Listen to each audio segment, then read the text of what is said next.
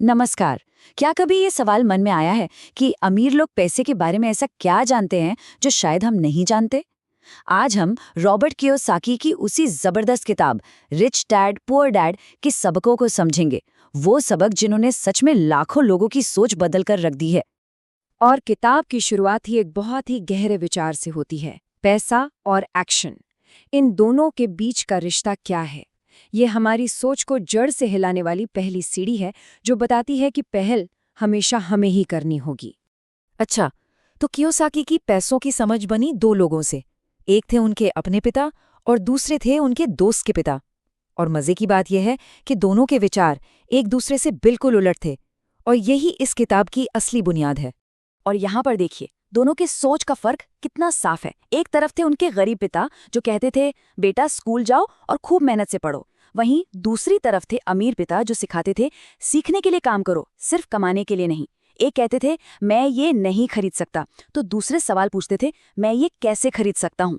बिल्कुल जमीन आसमान का फर्क।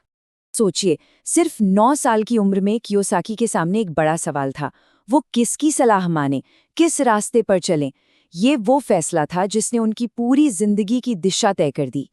तो चलिए अब आते हैं पहले और सबसे बड़े सबक पर जो अमीर डैड ने सिखाया। ये सबक है उस जाल से बाहर निकलने का, एक ऐसा जाल जिसमें ज्यादातर लोग अपनी पूरी जिंदगी फंसे रह जाते हैं, जिसे कहते हैं द रैट रेस। अमीर डैड इसी पैटर्न को चूहा दौड़ कहते थे। मतलब नौकरी करो, सैलरी लो, खर्चे चुकाओ और फिर से नौकरी पर जाओ। कमाने और खर्च करने का एक ऐसा अंतहीन चक्कर जो दौलत बनाने का मौका ही नहीं देता। और ये चक्र चलता कैसे है?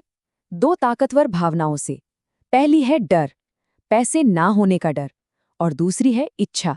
जब पैसा हाथ में आता है तो और चीजें खरीदने की इच्छा। यही डर और इच्छा मिलकर लोगों को नौकरी में हमेशा के लिए फंसाए रखते हैं। तो सवाल यह है कि इस चूहा दौड़ से बाहर कैसे निकला जाए। इसका रास्ता छिपा है एक सोच में, एक नियम में। और वो नियम है, अमीर लोग पैसे के लिए काम नहीं करते, उनका पैसा उनके लिए काम करता है। ठीक है, पैसा हमारे लिए काम करे, ये सुनने में तो बहुत अच्छा लगता है, पर सवाल यह है कि ये होगा कैसे? इसका जवाब हमें मिलता है इस किताब के सबसे बड़े गोल्डन रूल में। और वो रहस्य बहुत ही सरल लेकिन बहुत गहरा है। बस संपत्ति यानी एसेट और दायित्व यानी लाइबिलिटी के बीच का फर्क समझना है। एसेट वो चीज़ है जो जेब में पैसा डालती है, और लाइबिलिटी वो है जो जेब से पैसा निकालती है। बस अपना पूरा ध्यान एसेट्स खरीदने पर लगाना है। अच्छा, इसी बात पर एक बहुत बड़ा सवाल खड़ा होता है जो हमारी सालों की सोच को चुनौती देता है। वो सवाल है, क्या हमारा घर हमारी सबसे बड़ी संपत्ति है? अपारंपरिक सोच तो यही कहती है कि हाँ, बिल्कुल है। लेकिन अमीर डैड के हिसाब से ज्यादातर लोगों के लिए इसका जवाब है नहीं। क्यों? चलिए वापस उस परिभाषा पर चलते हैं। संपत्ति वो है जो जेब में पैसा डाले, जबकि एक घर हर महीने प्रॉपर्टी टैक्स, लोन की किश्तें, बीमा और मेंटेनेंस के नाम पर हमारी जेब से पैसा निकालता है। वो हमें कोई इनकम नहीं देता।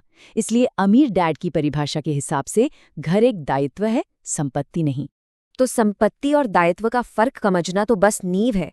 असली दौलत बनाने के लिए जिस चीज की जरूरत पड़ती है उसे अमीर डैड कहते थे वित्तीय बुद्धिमत्ता, यानी कि फाइनेंशियल आईक्यू। और एक बात साफ समझनी होगी, सबसे बड़ी संपत्ति पैसा नहीं है, सबसे बड़ी संपत्ति है हमारा दिमाग। फाइनेंशियल आईक्यू का मतलब किताबी ज्ञान नहीं है, बल्कि ये वो समझ है जिससे पैसों की मुश्किलों को सुलझाकर दौलत बनाई जाती है। अमीर डैड के मुताबिक ये फाइनेंशियल आईक्यू 4 पिलर्स पर टिका है। पहला, अकाउंटिंग, यानी नंबर्स और हिसाब किताब को समझना। दूसरा, इन्वेस्टिंग, यानी पैसे से पैसा बनाने का विज्ञान। तीसरा, मार्केट को समझना, मतलब सप्लाई और डिमांड का खेल जानना। और चौथा है कानून, यानी टैक्स के नियम और कॉर्पोरेट स्ट्रक्चर को अपने फायदे के लिए इस्तेमाल करना। और इन सबको मिलाकर एक बहुत जरूरी सलाह निकलती है, अपने काम से काम रखो। इसका मतलब ये नहीं कि नौकरी छोड़ दो, नहीं, इसका मतलब है अपनी नौकरी करते रहो, लेकिन अपना खाली समय और पैसा सिर्फ बिल भरने में नहीं, बल्कि अपने एसेट्स बनाने में लगाओ। क्योंकि याद रखिए, आपकी नौकरी आपके बिल चुकाती है, लेकिन आपका बिजनेस आपको अमीर बनाता है।